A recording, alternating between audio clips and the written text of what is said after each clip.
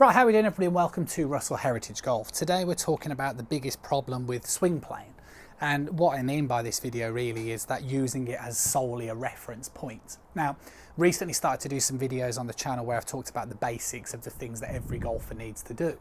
And one of the things I talked about in the backswing videos, I talked about the relationship with the wrist and the lead arm and all the rest of it, but I didn't really talk too much about the concept of playing. Now, the main reason why I didn't is because obviously swinging the club on plane is a really important thing to do. And if you don't understand what I mean by this, then I've done a few videos before where I've used something like a reference here. So you can see I've placed the cane on the floor as a reference to my ball to target line.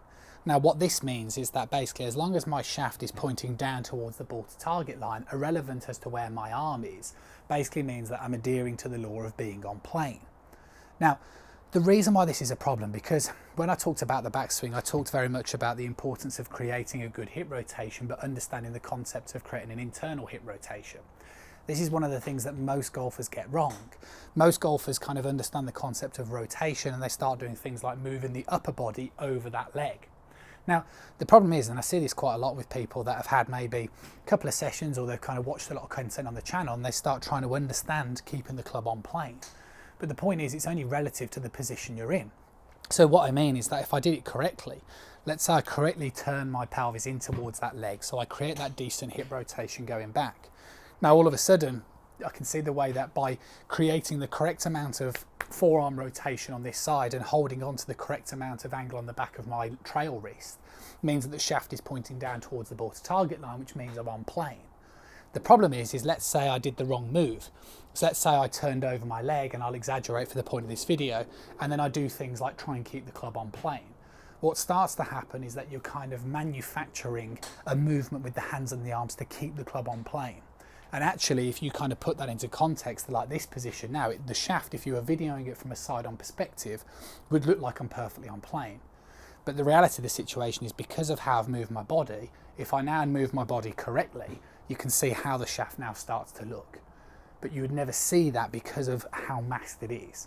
So what I'm saying in the purpose of this video is not that swing plane doesn't exist, it's just that be careful as to how you're videoing it and what it is that you're looking for.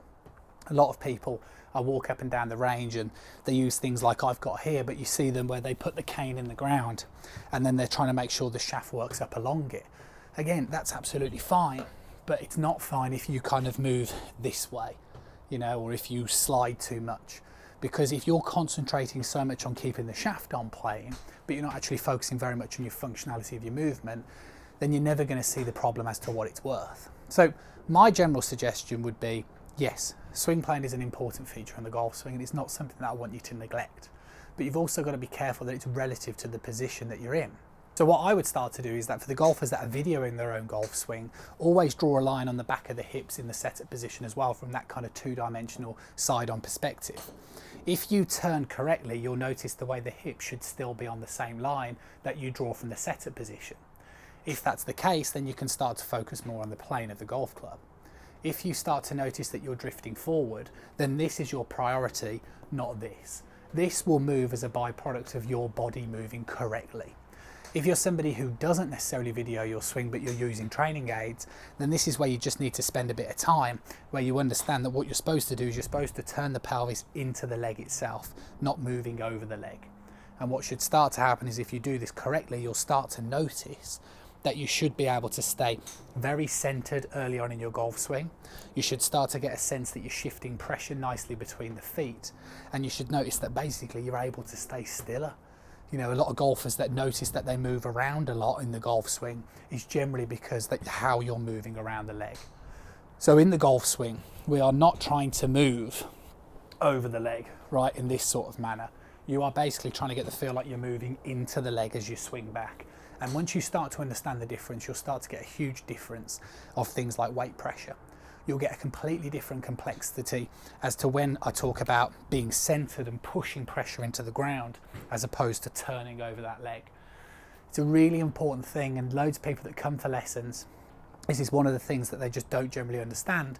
But as soon as I educate them and give them the feeling as to where you're supposed to be, then it revolutionises the backswing position, and all of a sudden it gives you a chance of sequencing a downswing as well. Because if you're in this sort of position at the top, then you've got no chance of compressing the ball. if you can get your rotation correct, then all of a sudden you've got a chance of being able to compress the ball. Gives you a much greater chance of success. So the tip is that I'm talking very much at the moment about consistent golf swing. So laws that you have to abide to and every golfer does.